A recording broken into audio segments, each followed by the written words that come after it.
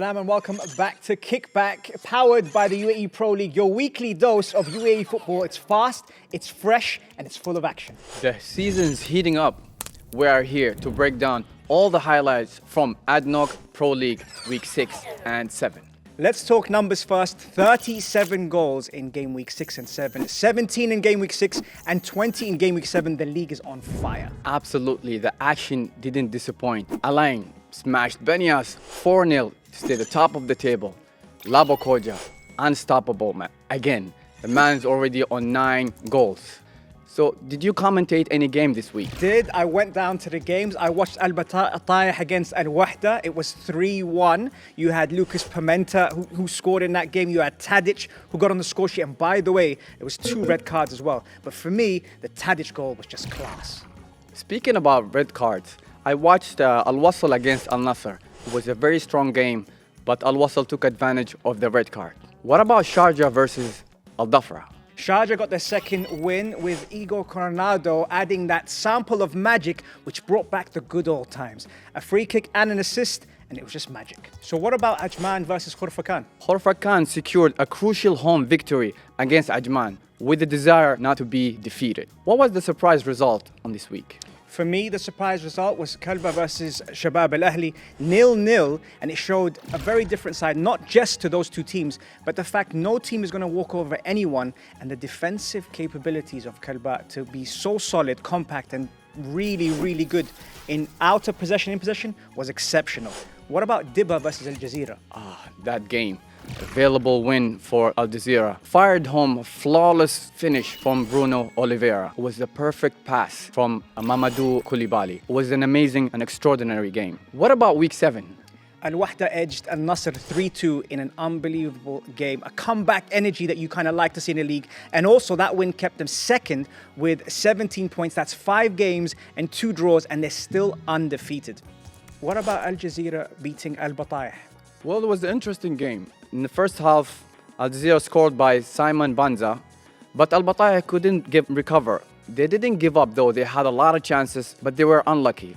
And the second interesting game that I watched was Benias versus Dibba. It was a draw game, 2-2. Benias controlled the game by the possession. Dibba stayed disciplined.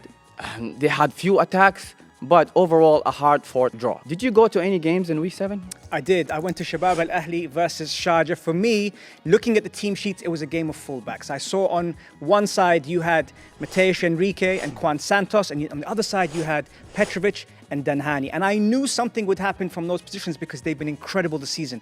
And it actually did happen. When I saw Mateus Enrique come on the right side, play the ball to Yuri Cesar, for him to score the first goal, it was exceptional. But there was a moment in the game that changed it for me, and it was the goalkeeper, Maqbali, saving it from Harib Abdullah. Oh, wow. Harib Abdullah beat all those players to get through, tries to put it in the corner. Maqbali saves it 0-0. And then on the other side, Mateus Enrique setting up Yuri Cesar to score the goal. And then Guilherme de Silva with the second, and it was game over for Shabab Al-Ahli. They took all 3 points in a massive clash.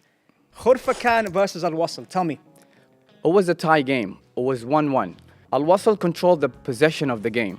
Struggled to break down Khurfakan's the compact defense, although Al-Wasl hit back in the second half just to tie the game. So what about Dhafra and Kalba? Al-Dhafra were dominated. They won the game 3-0. Kalba couldn't break down Al-Dhafra compact defense as well. Kalba struggled with the possession.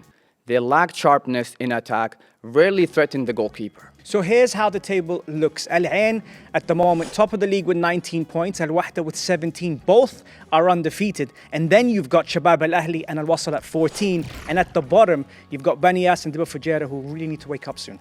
Yeah, it's getting tight up top and brutal down there.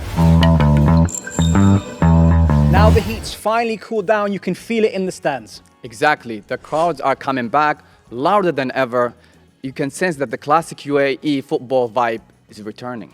And with better weather, huger crowd, you can expect a much better turnout and a better atmosphere. All right, Issa, so last episode, you promised you would try the immersive 180 experience. Did you get a chance to try it? Bro, I did, and you were not lying. It was insane. I literally felt like I was on the pitch. And I was looking left and right with my head. I felt like I was in a football game. It was an incredible experience.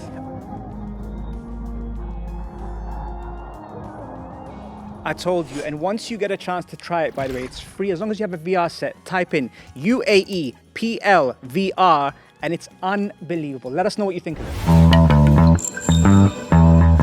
Looking ahead, week 8 is stacked. Khorfakan versus Shabab Al Ahli on the 20th of November. Then we've got Diba against Al Wahda and Al Nasr versus Al Dhafra and Sharjah versus Banyas on November the 21st. And on November 22nd, we've got Ittihad Kalba who host Al Batayh.